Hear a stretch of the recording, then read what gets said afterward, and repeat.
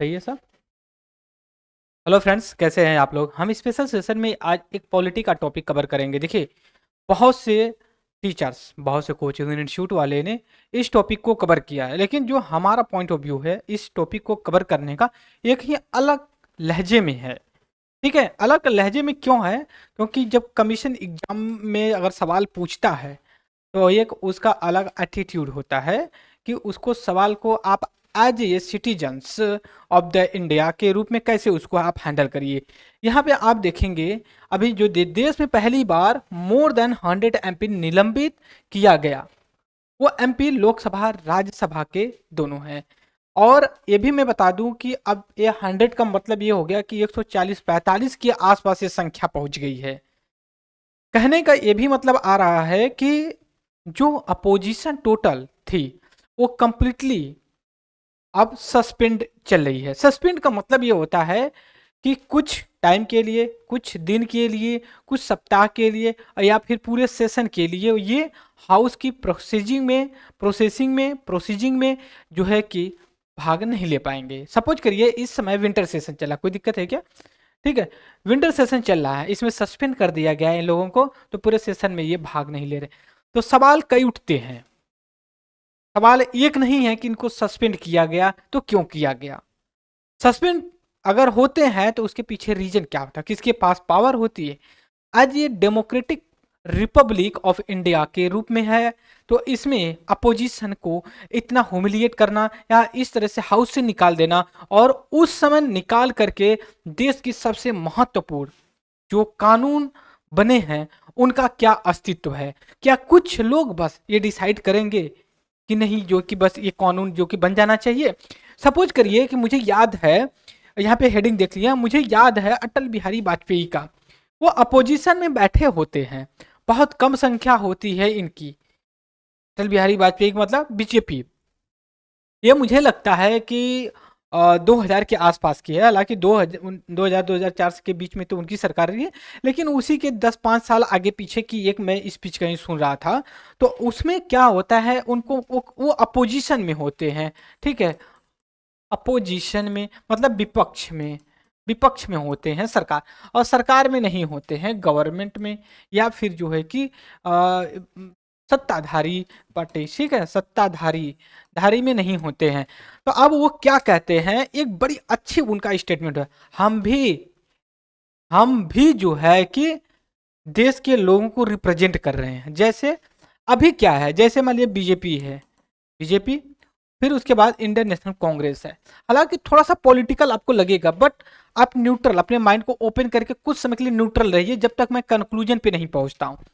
Suppose करिए कि हम लोकसभा राज्यसभा में मिला करके 450, 250, मान लीजिए टोटल 600 सीट हैं। ठीक है, और मान लीजिए कि 600 सीट है, और टोटल में 600 में मान लीजिए कि 400, 450, 450, ठीक है, 450 सीट मान लीजिए लोकसभा राज्यसभा दोनों मिला करके बीजेपी के पास है। ठीक है, बीजेपी के पास है, और बचे हुए कितने हैं, 150 हैं, 150 हैं। ठीक है, अब एक बात बताइए, अगर ये कह दें, ठीक है, बीजेपी के लोग कहें कि हम कुछ भी कर सकते हैं क्योंकि मुझे जनता ने चुन करके भेजा है, बिल्कुल आप कह सकते हो सर, क्यों, कोई दिक्कत नहीं, डन कर दीजिए। लेकिन आप 6 कॉन्स्टिट्युएंसी में से केवल 450 को रिप्रेजेंट कर रहे हो, लेकिन जो 150 हैं इनको कौन रिप्रेजेंट कर रहा है, ये भी कर रहे हैं ना, तो ये भी तो अपनी कॉन्स्टिट्युएंसी का डिमांड रखेंगे। वो कहा, यही स्टेटमेंट अटल बिहारी वाजपेयी का होता है। वो कहते हैं कि ठीक है आप रूलिंग में हैं, लेकिन हम भी तो यहाँ हाउस में बैठे हैं, तो कहीं ना कहीं से तो चुन करके आए हैं, वहां का भी हम रिप्रेजेंट करते हैं, हम आपसे सवाल करेंगे। और ऐसा होता था पहले भी, लेकिन इस स्तर पे नहीं होता था, और इस स्तर पे जब भी हुआ है तो ऐसा अंदर काम नहीं हुआ हाउस के अंदर। जैसे इस समय, मैं अभी फिर से बात कर रहा हूं, इस समय 2023 का विंटर विंटर सेशन चल रहा है, शीतकालीन सत्र बोलते हैं इसको। ठीक है, शीतकालीन कालीन सत्र बोलते हैं। ठीक है, शीतकालीन सत्र है। अभी इसमें जो है कि आप समझिए कि मुझे लगता है, जहां तक अभी तक मेरा रिकॉर्डर है, 145 के आसपास जो कि मतलब इनको सस्पेंड कर दिया गया है। सस्पेंड किया गया है। और इसी दरमियान अब हिंदुस्तान के सबसे महत्वपूर्ण कानून पास कर दिए गए। 3 आपका जो ब्रिटिश टाइम में लॉ थे, ठीक है, आईपीसी, सीआरपीसी, एविडेंस एक्ट, उसको अमेंडमेंट करके पास कर दिया गया। पहला 3, फिर 3 बिल और पास किया गया। कौन? जीएसटी, सेंट्रल जीएसटी एक्ट 2017-2023 में पास कर दिया गया, सेकेंड अमेंडमेंट।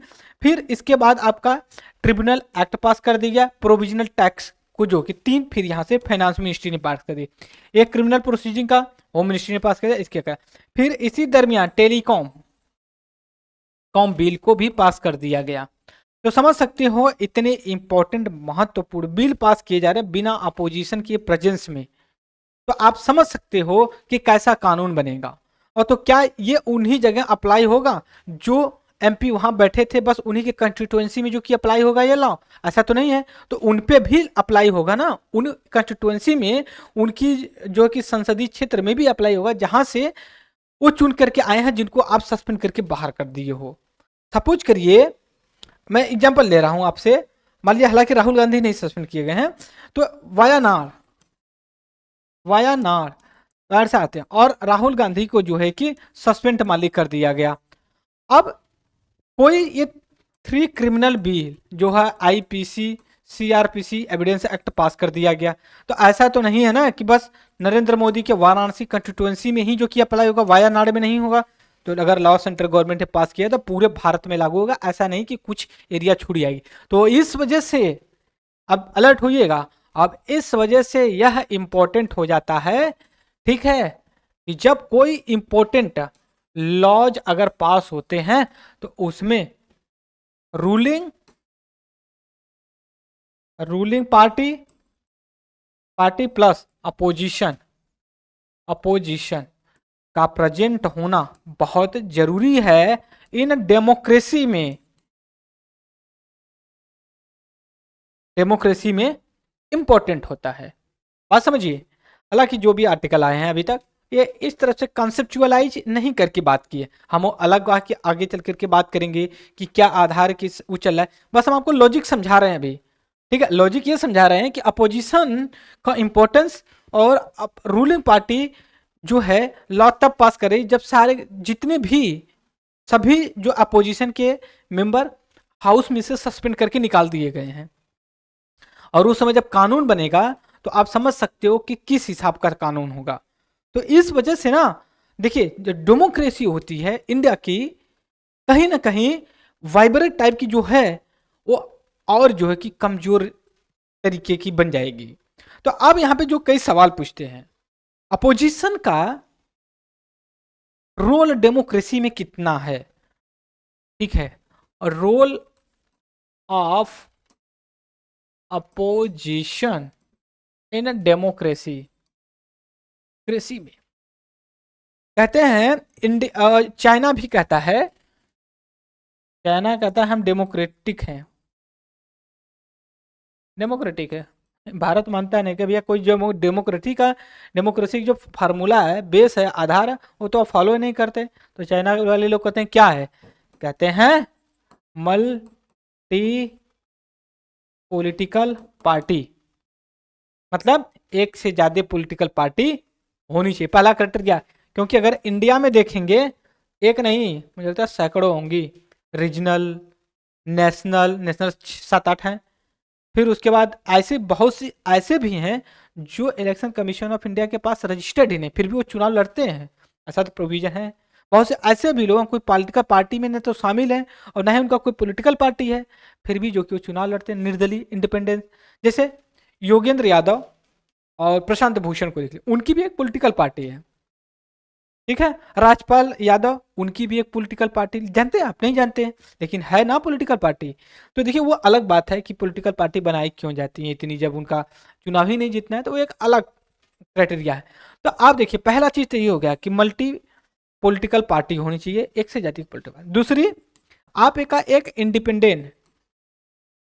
इंडिपेंडेंट जो कि ऑर्गेनाइजेशन या इंस्टीट्यूशन होना चाहिए फॉर कंडक्ट इलेक्शन के लिए। जैसे भारतीय चुनाव है, Indian election commission of India, बात समझ गए, ये चीजें हो जानी चाहिए। तीसरी चीज ये होनी चाहिए equal voting right, one vote one person one value, one vote one individual one value, सबकी वैल्यू बराबर होनी चाहिए। और ये भी है, ये टाइम टाइम पे इलेक्शन होना चाहिए। ठीक है, तो ये कुछ पॉलिटिकल पार्टी जो डेमोक्रेसी होने का जो कि क्राइटेरिया है, लेकिन ये चाइना फॉलो ही नहीं करता। अगर यही चीज आप अगर इंडिया में अपना लेते हो कि हाँ पॉलिटिकल पार्टी तो हैं, बट जब लॉ बन रहा है तो सभी पॉलिटिकल पार्टी को आप सस्पेंड करके निकाल दिए हैं, तो अब क्या होगा? तो अब तो भाई डेमोक्रेसी रहे ही नहीं। तो ऐसा नहीं है, इंडिया है, ठीक है, कोई पाकिस्तान या चाइना नहीं है। तो अब क्या देखिए, इसमें क्या होगा अगर आप नहीं मानेंगे और ज्यादा अगर उत्पात मचाते हैं आप, तो एक है ना अपना कहते हैं watch dog of the constitution. Constitution कौन है? Supreme court, judiciary.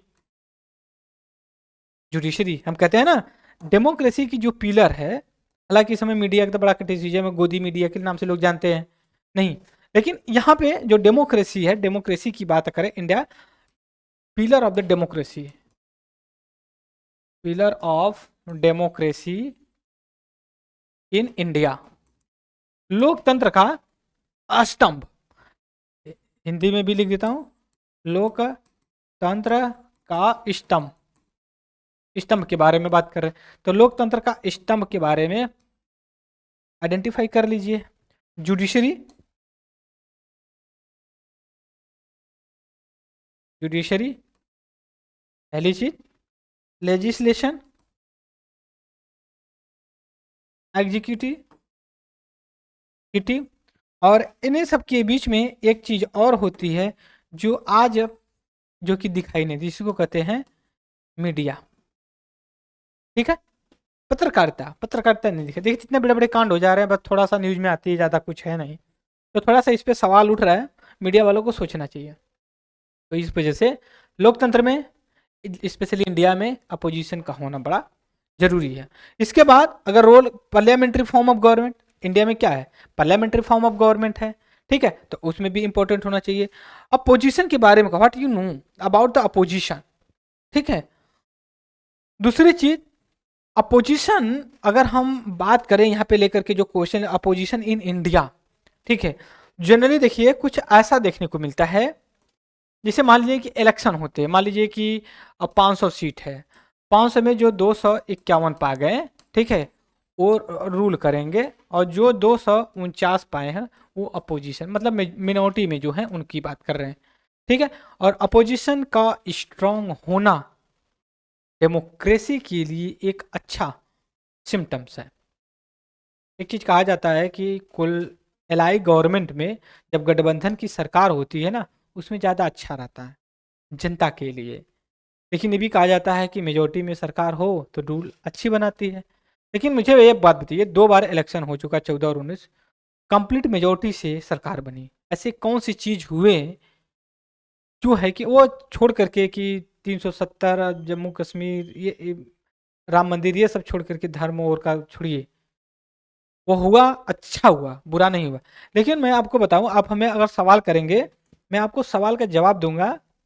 2004 से 2014 तक यूपीए यूपीए सरकार थी, और ये बहुत सी ऐसी पॉलिटिकल पार्टी का ये ग्रुप बना हुआ था, और छोटे छोटे लोग भी आकर के बना लिए थे, सरकार चली भी अच्छी। और इन्होंने ऐसे गठबंधन में सरकार चलाना कंटिन्यू, ये सबके बस की बात नहीं थी, वो कांग्रेस मनमोहन ही थे कि चला पाए। अब हम आपको इस दरमियान 2004 से लेके 2014 तक इंडिया का सबसे टॉप का जो अभी तक सक्सेसफुल प्लान और एक्ट रहा है, उनके मैं नाम लिखवा रहा हूँ। 2005 में नरेगा, फिर इसको 2010 में जोड़ करके एमजी नरेगा कर दिया। Forest right act 2006, right to education 2009 and 10, चौथा फिर इसके बाद है पेमेंट एंड सेटलमेंट एक्ट 2007। पांचवा राइट टू फूड या फिर नेशनल फूड सिक्योरिटी एक्ट 2013। ऐसा एक्ट जो बना है आज भी, ये हमारे बोल सकते हो कि जो कानून बने हैं अब तक, उनमें से सबसे ब्राइटेस्ट और वैल्यूएबल रहे हैं, जो इंडिया के लोगों का राइट प्रोटेक्ट करता है। अब आप कहेंगे कि इससे क्या फायदा, लेकिन कॉन्ट्राडिक्शनरी हो जाता है। जहां हम 2024 और 25 और आने वाले 2047, जब हम 100 डे ऑफ द इंडिपेंडेंस का सेलिब्रेट करें, हमने टारगेट रखा पूरा डेवलप्ड हो जाएंगे, और 2024-25 तक 5 ट्रिलियन इकोनॉमिक की बात करते हैं। और इसी बीच में हम एक अलग तरीके का रोना रोते हैं और उसी में हम अपने से ही अपनी पीठ थपथपाते हैं, कहते हैं कि हम 5 किलो राशन 80% पॉपुलेशन को देते हैं। अब एक बात बताइए, जब आप 5 ट्रिलियन की इकोनॉमी और 47 तक आप डेवलप्ड और 2027 तक आप वर्ल्ड की 3rd सबसे बड़ी अर्थव्यवस्था बने, अभी 80% आपका लोग फ्री में राशन ले रहे हैं। कौन सी आप विकास की बात करते हो, कौन सी डेवलप्ड होने की बात करती हो?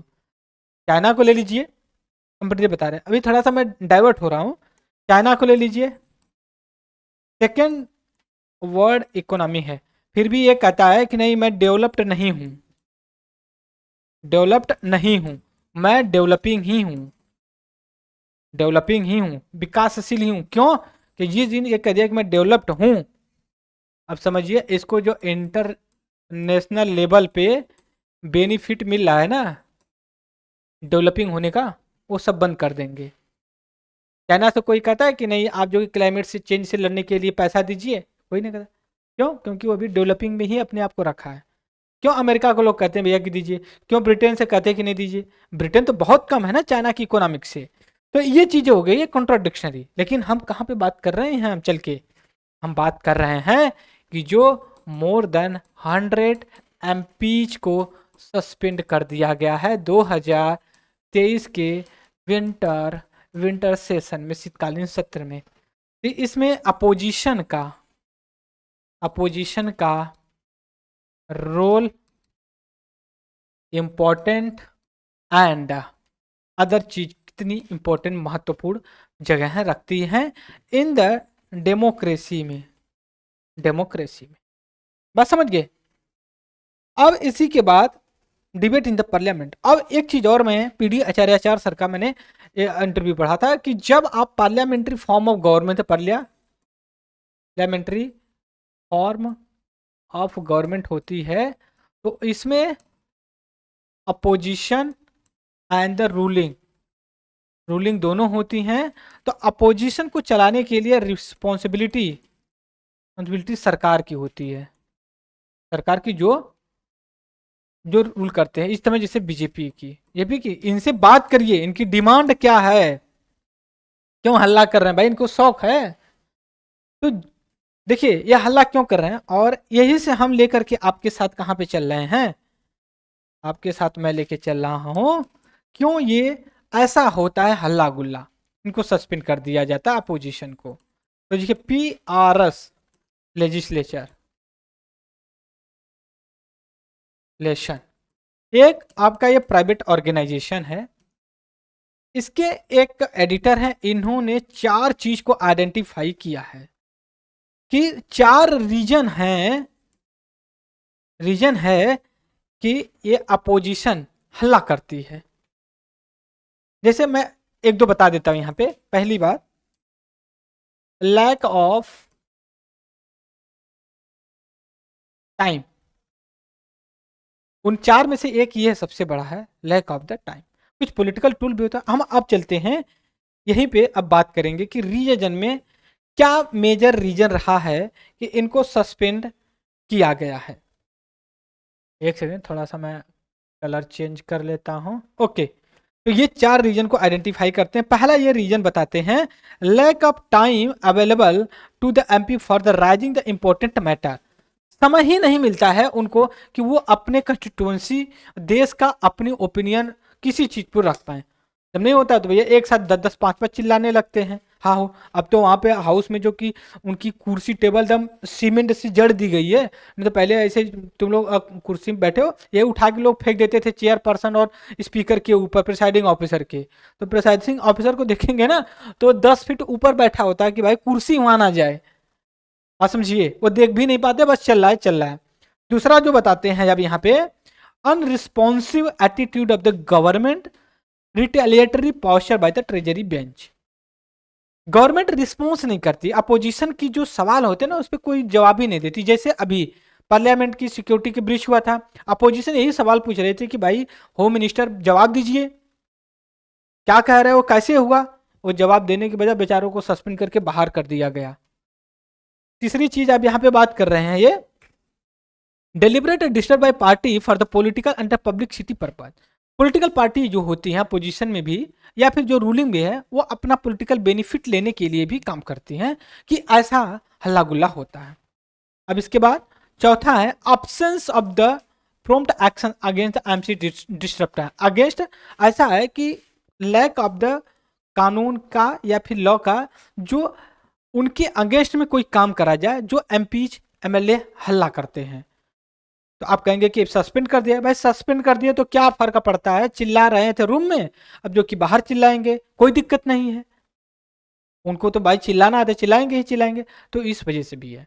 लेकिन कानून ऐसा होना चाहिए कि अगर आप एक लेवल के बाद हरकत कुछ करते हो तो ना केवल आपको निकाला ही जाएगा, आपकी सैलरी भी काटी जाएगी और अगली बार आपको चुनाव भी नहीं लड़ने दिया जाएगा, और आप ही नहीं, आपका बच्चा भी नहीं लड़ेगा। ऐसा पनिशमेंट होना चाहिए। तब लोग लेकर के फंडामेंटल राइट आ जाते हैं कि गलती तो पिताजी ने हाउस में किया था, बेटा ने तो किया ही नहीं था, तो बेटे को क्यों नहीं लड़ने दिया जा रहा।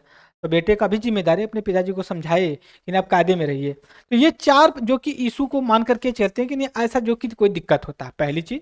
दूसरी चीज ये होती है वाई द एमपी सस्पेंडेड, जो हल्ला गुल्ला करते हैं कुछ करते हैं। तो हु कैन सस्पेंड, इनको सस्पेंड कौन कर सकता है, ये सबसे बड़ी इंपॉर्टेंट पार्ट है। तो ये प्रिसाइडिंग ऑफिसर, फिर यहां से मैं बैकग्राउंड ले रहा हूं आपके साथ, कौन सस्पेंड कर सकता है। तो देखिए, सस्पेंड, सस्पेंड बाई इसके presiding officer, presiding officer. Lok Sabha में, स्टेट लेजिस्लेटिव असेंबली में कौन होता है, ये जो कि स्पीकर होता है, स्पीकर होता। अगर ये स्पीकर नहीं होता तो यहाँ पे डिप्टी स्पीकर होता है। ठीक है। अब राज्यसभा, स्टेट लेजिस्लेटिव काउंसिल की बात करेंगे तो इसमें आपका chair person and deputy chair person आता है। इनके पास पावर है, और ये पावर जो आती है इनकी, ठीक है, ये जो पावर आती है, पावर कम्स फ्रॉम, कहां से आती है, लोकसभा में या स्टेट असेंबली में, इनके में इनके जो प्रोसीडिंग रूल होता है, प्रोसीडिंग रूल जो होता है उसके अंतर्गत आता है, और इनमें भी वही का जो रूल होता है वहां से आता है। जैसे अब रूल्स की बात करते हैं, अगर हम स्पीकर लोकसभा की बात करते हैं तो रूल नंबर 374, 374 ए के अंतर्गत। राज्यसभा की बात करें 225, 256 के अंतर्गत ये आता है। तो इस वजह से ये था। और इसके बाद हालांकि बहुत कहानी दी गई, एक पुरानी चीज नहीं है, चली आ रही है जब से, लेकिन इस लेवल पे सस्पेंड किए होते दुख नहीं होता। सस्पेंड कर रहे हो उसके बाद आप कानून ये पास कर रहे हो, ये पूरे देश के लिए शॉकिंग है। ठीक है। तो that's why I would like to suggest कि आप अब जज करिए हमें कि जो मैं कहा हूं वो मैं गलत हूं या सही हूं, लेकिन कुछ हमारा ओपिनियन है। बट 80-90% इस न्यूज़पेपर में बताया गया क्या क्या रीजन है कि क्यों जो है कि इसमें आता है। देखिए बेचारे बैठे हुए हैं, ठीक है, हालांकि थंबनेल में भी देखेंगे तो वो बैठे ही हुए हैं, सब हल्ला गुल्ला कर रहे हैं। इसमें तो एक भी चीज बात आई थी कि जो है किसी ने इसमें एक्टिंग कर, हाँ देखिए एक्टिंग का वाला का हम फोटो भी दिखाते हैं आपको, इसमें बैठे हुए हैं वो, ये देख रहे हैं इनको, हला, ठीक है, ये चश्मा लगाए हुए, ठीक है, ये जो चश्मा लगाए हुए हैं, सॉरी, जो चश्मा लगाए हुए हैं, यही जो है, ठीक है, कोई दिक्कत, सर्किल हटा दें, चलिए अच्छा ठीक है। तो चश्मा लगाए हुए हैं, यही जो है कि हल्ला गुल्ला करते हैं, क्योंकि वीडियो बहुत वायरल हुई है इनकी। ठीक है, तो आज के लेक्चर में इतना ही रहेगा। मुझे उम्मीद है कि मैं कॉन्सेप्ट, परसेप्शन, ओपिनियन देने में सही रहा होगा। तब तक के लिए thank you very much discussion.